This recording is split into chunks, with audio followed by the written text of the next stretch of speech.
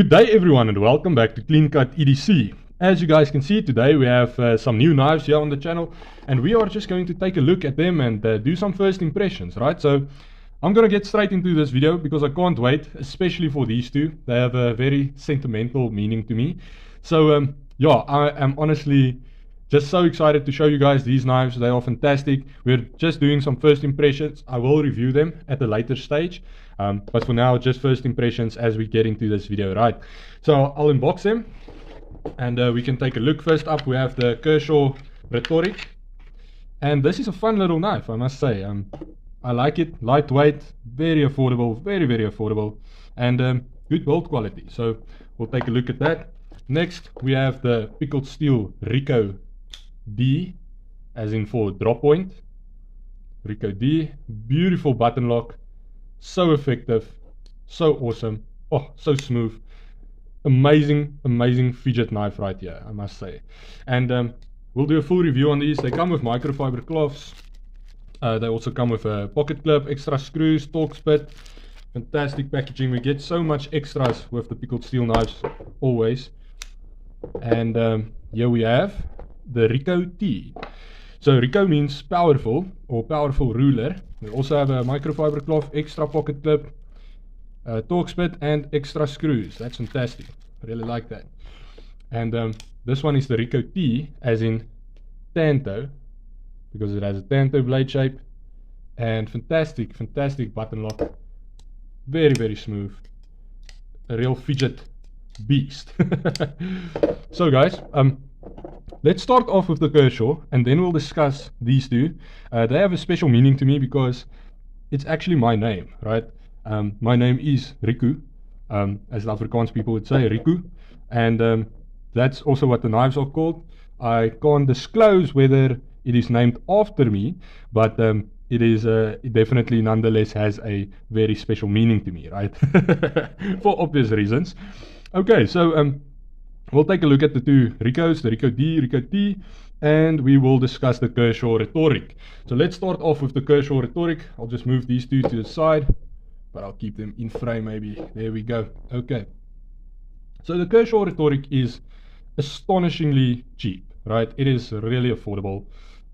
And it has this sort of a titanium nitrate coating to it. I don't even think it's HCR. I think it's like 7CR, maybe 5CR. So this thing will go blunt quite quickly. That's just something that will happen with the steel. It is super budget knife, and I think this is a fantastic option, you know, for a first time knife enthusiast or first time knife collector or EDC experience. Maybe even for a woman, this would be a great option. Very light, very comfortable to use. Has a assisted opening mechanism from Kershaw, the speed safe assisted opening, and it's good. It works. I love the blade shape.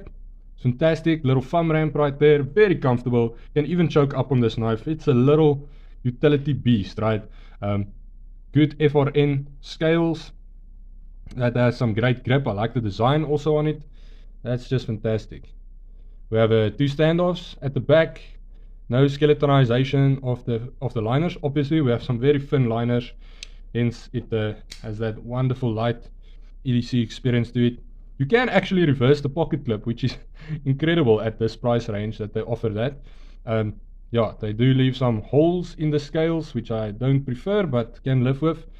And yeah, just an all-over fantastic little knife. Comes extraordinarily sharp. Blade is wonderfully centered. Well, maybe that can use some work right there. It has basically a hair to the left. So, yeah, not exactly what you want, but maybe we can adjust that with the pivot. Let's take a look. Maybe we can do that. I bet the pivot is T8. We'll do a full review on this guy after I've carried it for a little while. Let's see. Can we just adjust that? There we go. Right. So just a little notch on that pivot. And there we have it, basically perfectly centered right there. And yeah, great action with that speed safe assisted opening. Obviously, I'm not a massive fan of assisted knives, but as I imagine most people aren't. But this works. It works great. Quick deployment. Everything goes well. This is not going to be your friend if you're in an environment where you sort of don't want to flick out your knife aggressively. So let's say you're in a work environment or office environment, you need to use your knife and you can't really, I mean, you can do it, it's just going to be maybe a bit strange for people. You aggressively flicking out your speed assisted knife, it's gonna look weird. It's patented. So we do have a nice pocket clip here. The way it's structured, this will just guide the pocket clip over some thick clothing. It's not deep carry, it's high ride experience, so you'll have that quick, easy access to the knife, but it won't be as concealed as maybe something like this, right? So yeah, I don't think it's going to be a problem for most people. The standoff right here is a good choice. Great part of the design because it creates a fantastic stability in this little knife.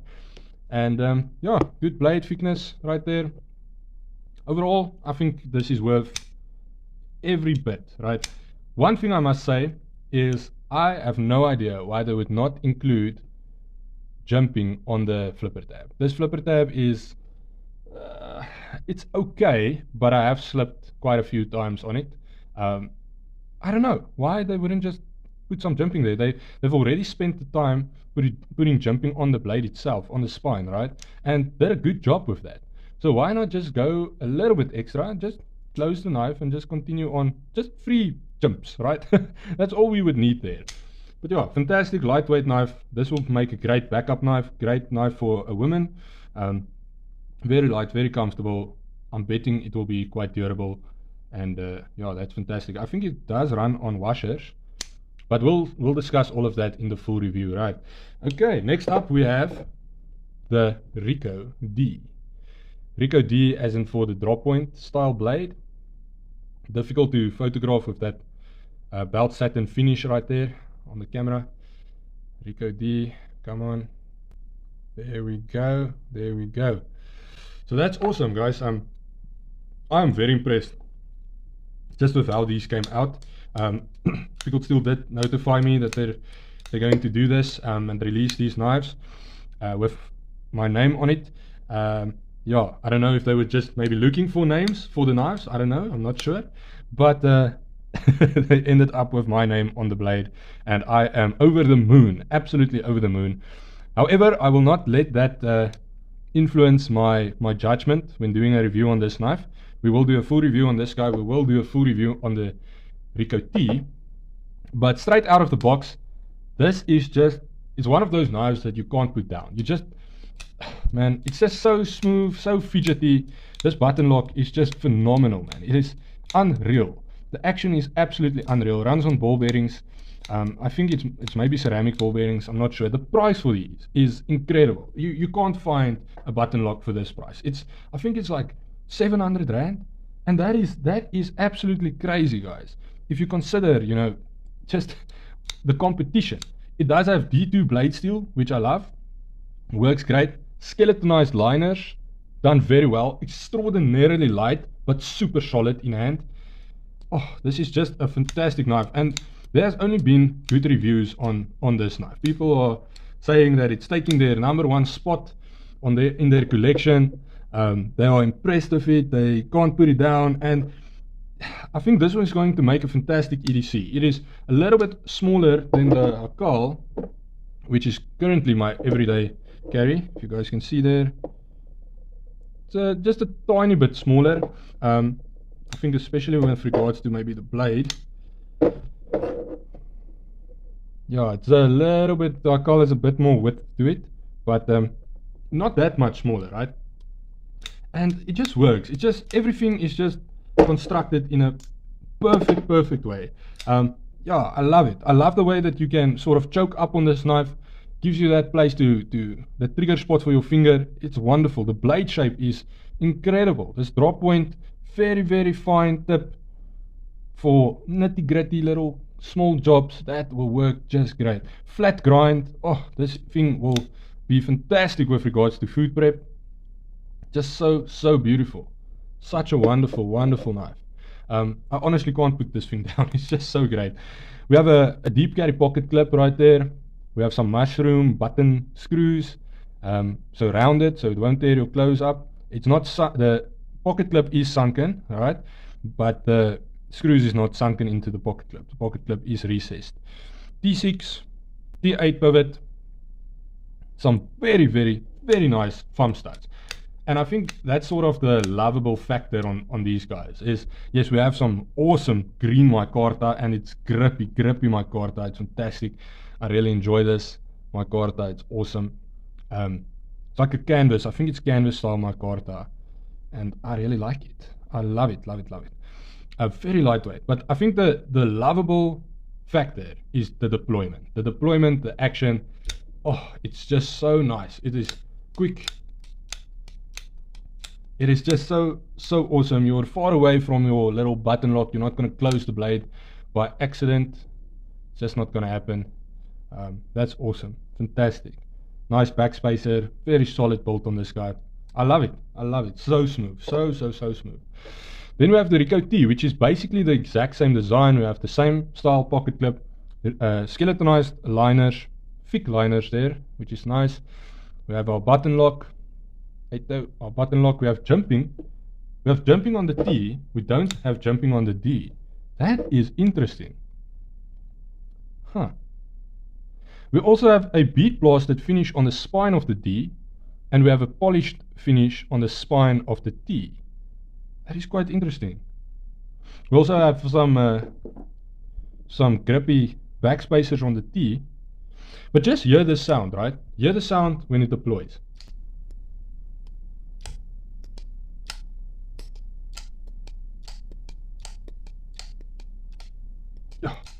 There's just something about it. There's just something that I really like about how this knife deploys. I can sit like this for hours. It's fantastic, man. The grind, flat grind, tanto shape, nice reinforced tip. Oh, this is beautiful. Nice straight edge right there. That's so cool, man. That is just so cool. Rico D. And that is exactly how you spell my name. Usually Rico is spelled with 1 C. My name is spelled with 2 C's. Yeah, man, this is a winner. This is hands down a winner for sure. Just love every aspect about it. Sits so comfortably in hand. And it's a medium-sized knife, but it is definitely big enough for my hand, right? There's still a lot of space. You can also choke up on this guy, use this as a sort of finger curl trigger spot. You're far away from your little button lock. Oh, this knife is an absolute dream. Also 700 Rand. You just won't find it, man. You won't find a knife like this for that price. You just won't. D2 blade steel.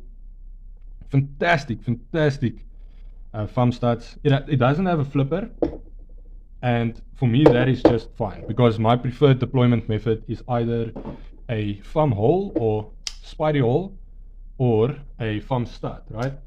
And I love these guys. I can't wait to do a review on them, just discuss them more, compare them maybe to some other knives, and see how they stand up. They are basically perfect. The T is a little bit longer than the D, as you guys can see there. I wonder how they stack up against one another. Both of them are fantastic, right? Okay, we have a little bit longer of a blade and a handle on the... about the same with regards to the blade, but a little bit more on the handle with the T. So the T is going to be just slightly bigger, but there's still plenty of grip with regards to the Rico D. Oh, this is just one of the best button locks I've felt, and for the price, it is the best button lock I've ever handled, that's for sure. It's just, there's something about the T that when you open it up, it feels like rubber. It feels, I don't know, it feels, it's the same with the Tanter. Where's the Tanter now?